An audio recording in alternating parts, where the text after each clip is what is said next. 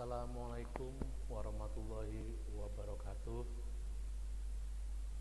Kepada mahasiswaku baik dari STIE Studi Ekonomi Modern maupun dari Universitas STEKOM ya.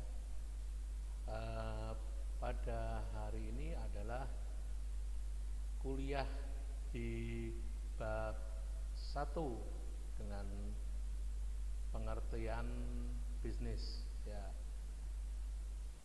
Monggo silahkan kepada mahasiswa, jangan lupa ketika mau kuliah harus mengikuti absen ya, ingat ya, absen. Ya, untuk itu kita mulai perkuliahan pada hari ini di full online. Assalamualaikum warahmatullahi wabarakatuh. Selamat malam buat anak-anakku mahasiswa STE STEKOM dan Universitas STEKOM yang mengambil mata kuliah pengantar bisnis. Kenalkan, nama saya Irwanul Hidayat, sarjana psikologi, sarjana ekonomi, magister manajemen, yang pada malam hari ini akan memberikan kuliah tentang pengantar bisnis. Ya, marilah sebelum kita mulai perkuliahan, kita awali dengan berdoa. Bagi yang beragama Muslim, kita awali dengan membaca basmalah bersama-sama, Bismillahirrahmanirrahim. Dan bagi yang beragama non-Muslim, silakan Anda berdoa menurut agama dan keyakinan Anda. Ya, terima kasih. Ya, semangat ya untuk perkuliahan saya. Jangan sampai teman-teman ngantuk, jangan sampai mahasiswa ngantuk. Kita harus bergembira, bersemangat dalam mengikuti perkuliahan ini ya. Teman-teman, untuk jurusan manajemen kewirausahaan bisnis, mari kita satukan semangat bahwa pada malam hari ini kita awali perkuliahan pengantar bisnis. Pada saat kita mendengar sebuah kata usaha, ingatan kita seakan sejenak membayangkan begitu banyak kegiatan yang dilakukan oleh sebuah perusahaan besar seperti PT Ice Cream Indonesia, PT Unilever Indonesia, dan juga masih banyak perusahaan kecil yang sedang melakukan aktivitas dagang dan produksi. Dari penghasil sepatu di Tanggul Angin Sidoarjo hingga para pedagang eceran di Pasar Rumput, Jakarta. Semua pihak sedang melakukan aktivitas bisnis. Lalu, apakah yang dimaksud dengan bisnis itu? Pendapat Raymond Eglas dalam bukunya yang berjudul Business, Its Nature and Environment, an Introduction, yang dikutip oleh Umar. Bisnis adalah seluruh kegiatan yang diatur oleh orang-orang yang berkecimpung di dalam bidang penjualan dan industri, yang menyediakan suatu barang dan jasa sebagai kebutuhan untuk mempertahankan dan memperbaiki standar serta kualitas hidup mereka. Ya, dalam Umar 2005. Dalam pengertian bahwa kegiatan bisnis adalah aktivitas penyedia barang dan jasa yang diperlukan atau diinginkan oleh konsumen, yang dapat dilakukan oleh organisasi perusahaan yang memiliki badan hukum, perusahaan yang memiliki badan usaha, maupun perorangan yang tidak memiliki badan hukum, maupun badan usaha seperti pedagang kaki lima, warung-warung di pinggir jalan, dan tempat usaha yang tidak memiliki surat izin tempat usaha atau situ dan surat izin usaha perdagangan atau SIUP serta usaha formal lainnya. Produk yang dihasilkan dan diperdagangkan oleh kegiatan bisnis secara keseluruhan mencakup tangible goods maupun intangible goods. Tangible goods merupakan barang yang dapat diindra oleh panca indera manusia seperti kursi, ballpoint, mie instan, sabun cuci, mobil, rumah, dan lain-lain. Sedangkan jasa atau servis adalah produk yang tidak dapat dilihat secara kasat mata, tetapi dapat dirasakan manfaatnya setelah konsumen mengkonsumsi jasa tersebut. Sebagai contoh, kehandalan seorang pengacara dalam memberikan jasanya tidak dapat diukur dari keberadaan fisik maupun asal suku bangsa pengacara tersebut. Jasa pengacara pada saat menangani kasus hukum perdata maupun pidana akan terasa setelah pengacara tersebut melakukan pembelaan terhadap kliennya di depan pengadilan, sehingga kliennya tersebut dapat terbebas dari jeratan hukum. Jasa yang ditawarkan oleh berbagai perusahaan bisnis kepada konsumen, misalnya jasa pengacara, jasa notaris, jasa dokter, jasa guru, dosen, dan lain-lain, ya. Sedangkan pengertian lain diberikan oleh Griffith and Ebert 1996. Menurut mereka, business an organization that provides good or service in order to earn profit. Sejalan dengan definisi tersebut, aktivitas bisnis mulai penyediaan barang atau jasa bertujuan untuk menghasilkan profit atau laba. Suatu perusahaan dikatakan menghasilkan laba apabila total pendapatan pada satu periode atau total revenues lebih besar dari total biaya atau total cost pada periode yang sama. Kita akan bicara tentang fungsi-fungsi bisnis di sini. Menurut Steinhoff, fungsi yang dilakukan oleh aktivitas bisnis dapat dikelompokkan ke dalam 3 fungsi dasar, yaitu memperoleh bahan baku atau acquiring raw materials, mengolah bahan baku atau manufacturing raw materials, dan mendistribusikan produk kepada konsumen atau distributing product to consumer. Acquiring raw materials, ya, perusahaan yang bergerak di industri manufaktur akan berusaha memperoleh bahan baku dengan harga yang optimal serta terjaga kesinambungan pasokannya. Harga perolehan bahan baku yang lebih tinggi daripada pesaing memiliki potensi untuk menyebabkan perusahaan kehilangan daya saing di pasar global. Di sisi lain, pasokan bahan baku yang tidak berkesinambungan akan sangat mempengaruhi keberlanjutan produk. Yang kedua adalah manufacturing raw materials. Ya. Setelah bahan baku diperoleh, perusahaan akan mengolah bahan baku tersebut menjadi produk.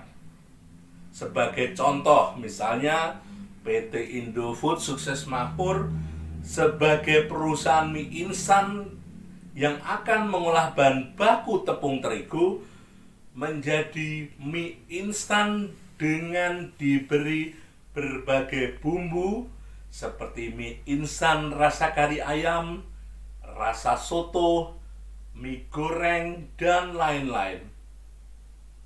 Yang ketiga adalah distributing product to consumer. Produk yang dihasilkan perusahaan selanjutnya didistribusikan kepada konsumen. Kegiatan distribusi produk dari produsen kepada konsumen melibatkan berbagai perusahaan bisnis lainnya seperti perusahaan distributor, ekspedisi, asuransi, grosir, toko pengecer, dan lain-lain.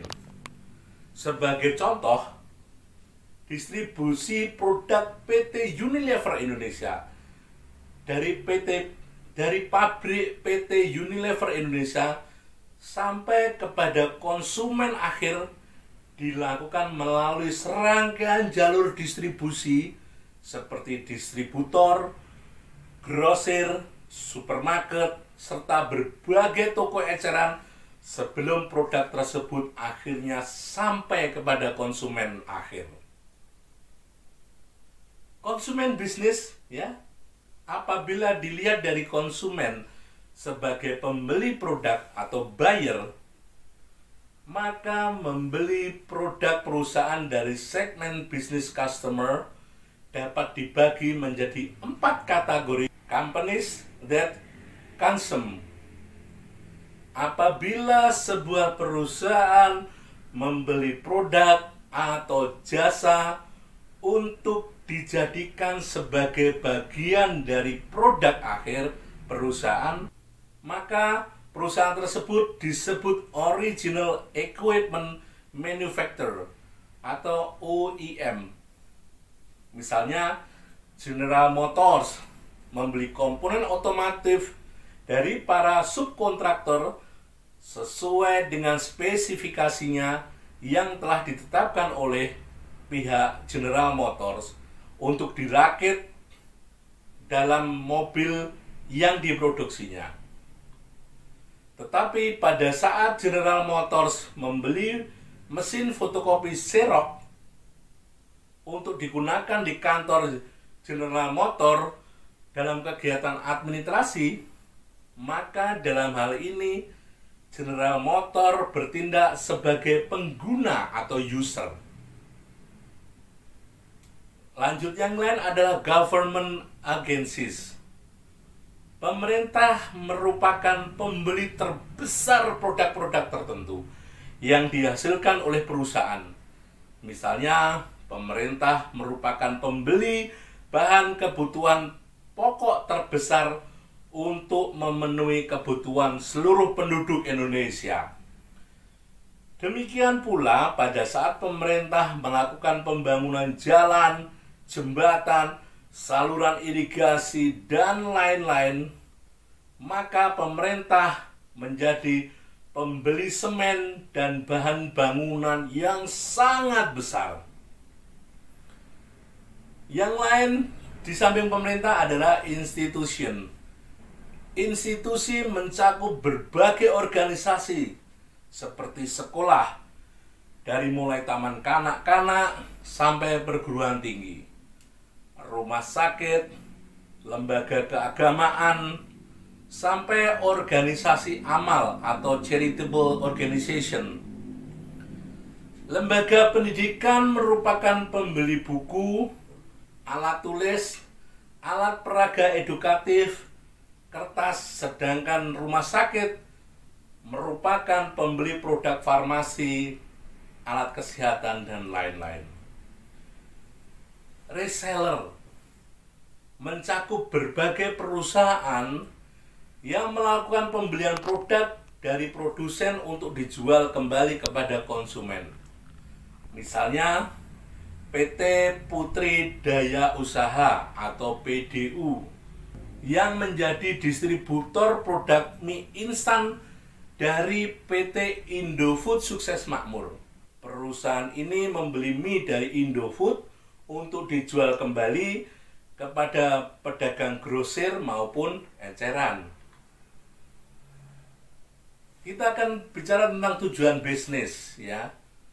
Para pelaku bisnis atau bisnis aktor melakukan aktivitas bisnis untuk mencapai berbagai tujuan objektif. Dalam kaitan ini, tujuan dapat dirumuskan sebagai hasil akhir yang ingin dicapai oleh pelaku bisnis dari bisnis yang mereka lakukan. Dengan demikian, tujuan yang ingin dicapai oleh para pelaku bisnis akan sangat bervariasi antara kegiatan bisnis yang satu dengan kegiatan bisnis yang lain. Kendati demikian, terdapat beberapa tujuan bisnis secara umum menjadi orientasi para pelaku bisnis.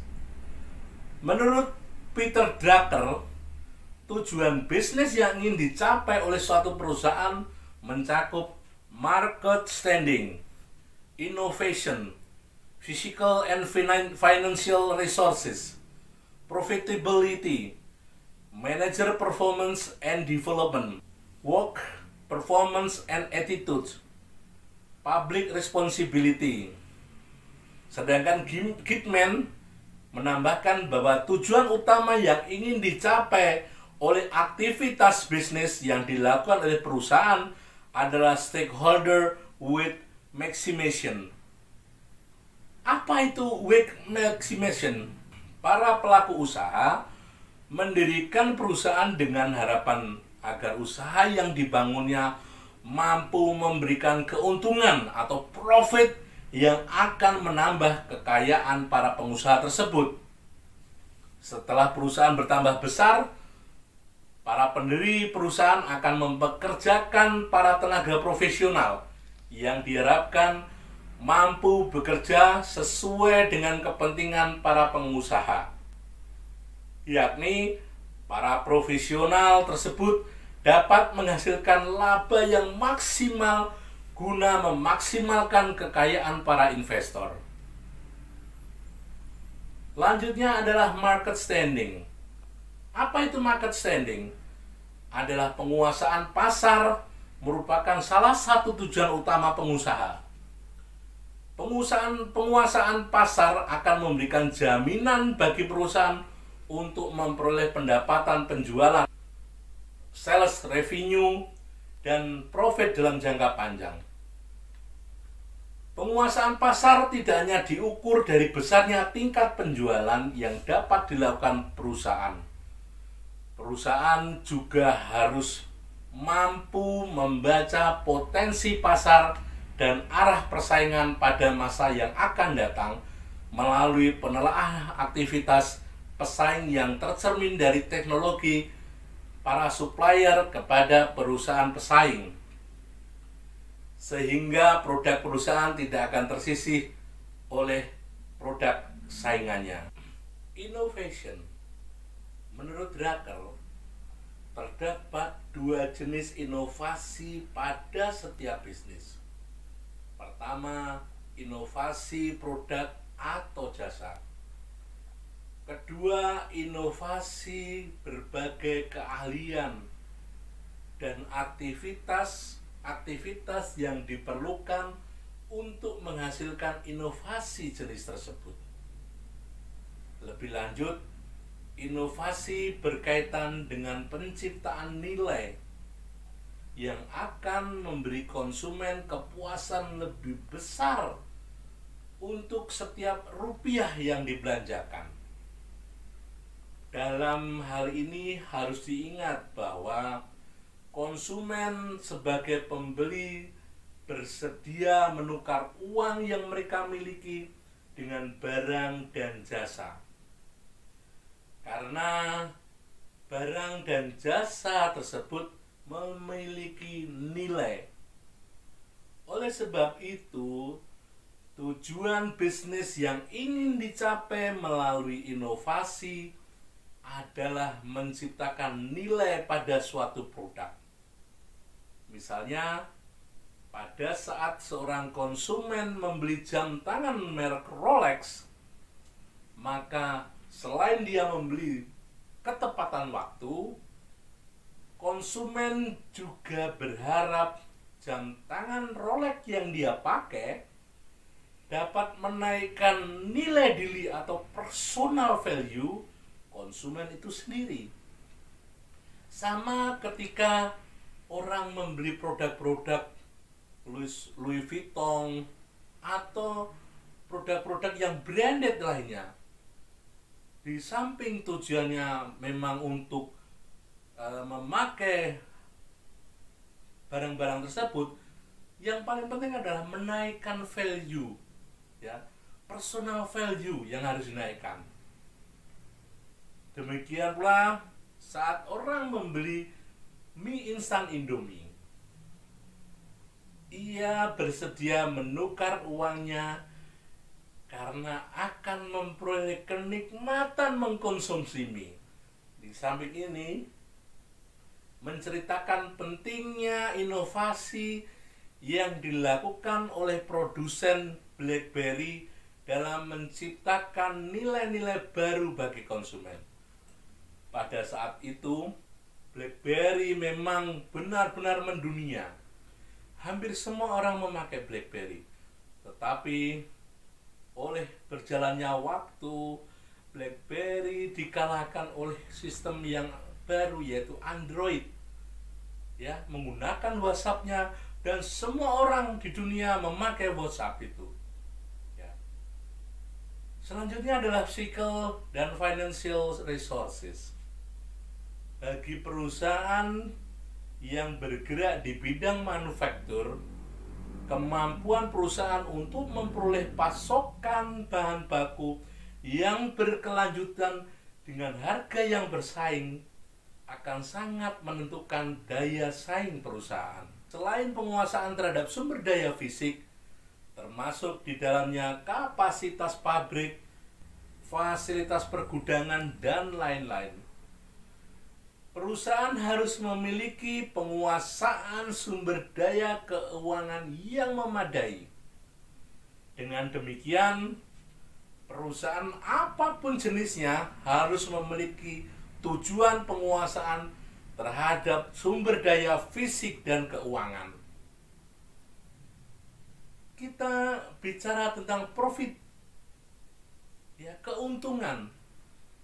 Para pelaku bisnis yang memiliki badan usaha seperti perseroan terbatas atau PT, persekutuan komanditer atau CV, firma, dan koperasi merupakan contoh badan usaha yang bertujuan untuk menghasilkan laba.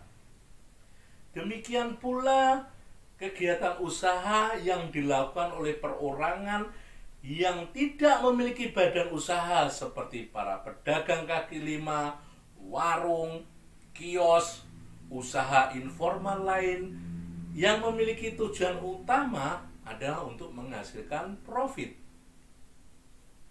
Bisnis yang dilakukan oleh para pelaku bisnis tidak hanya mengandalkan keuntungan atau laba sesaat, melainkan diharapkan dengan adanya laba, maka perusahaan akan dapat menumbuh kembangkan usaha menjadi usaha yang semakin besar dan semakin menguntungkan. Manager Performance and Development. Apa sih gunanya manager performance and development? Manajer merupakan orang yang secara operasional bertanggung jawab dalam pencapaian tujuan organisasi. Untuk dapat mengelola perusahaan dengan baik, manajer perlu memiliki berbagai pengetahuan atau knowledge, kemampuan atau skill, dan perilaku atau behavior. Dan perilaku atau behavior tertentu yang berkaitan dengan profesinya.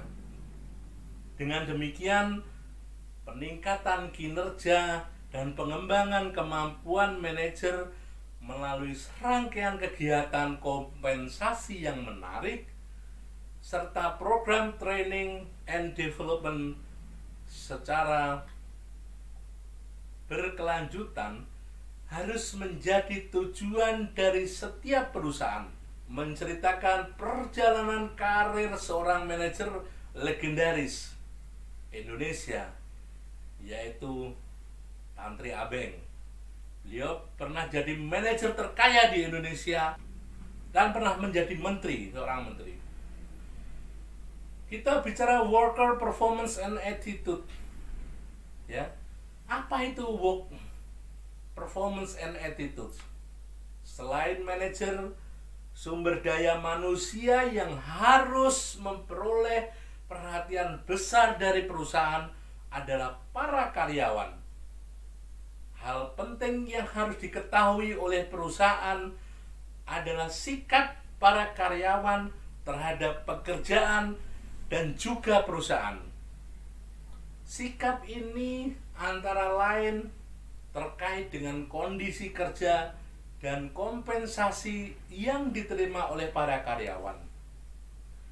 Oleh sebab itu, untuk kepentingan jangka panjang, perusahaan harus membuat tujuan yang spesifik terkait dengan pemeliharaan dan pengembangan karyawan agar karyawan-karyawan tersebut dapat bekerja dengan baik. Selanjutnya, public responsibility. Apa itu public responsibility? Bisnis harus memiliki tanggung jawab sosial seperti memajukan kesejahteraan masyarakat, mencegah terjadinya polusi, menciptakan lapangan kerja, dan lain-lain. Saat ini, perusahaan yang melakukan kegiatan produksi barang dan jasa semakin didorong untuk mengadopsi suatu kebijakan environmental sustainability, yaitu pengembangan strategi usaha yang dapat memelihara lingkungan hidup secara berkelanjutan, di mana pada saat yang sama perusahaan dapat menghasilkan laba. Terima kasih. Sampai di sini dulu perjumpaan kita perkuliahan pada malam hari ini. Terima kasih atas perhatian untuk anak-anakku semua, mahasiswa-mahasiswaku STI Stekom maupun Universitas Stekom. Marilah kita tutup perkuliahan pada malam hari ini dengan berdoa.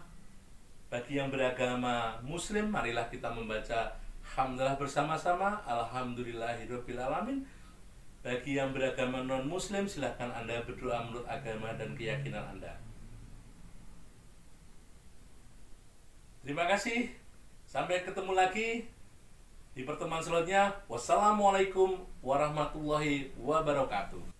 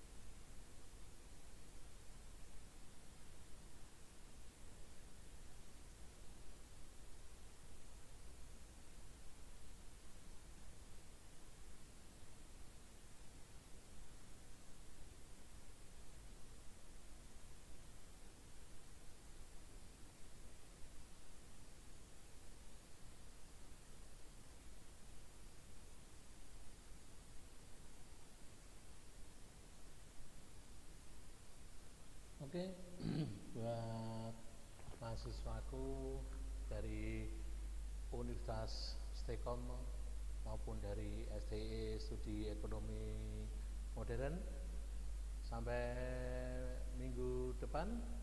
Wassalamualaikum warahmatullahi wabarakatuh.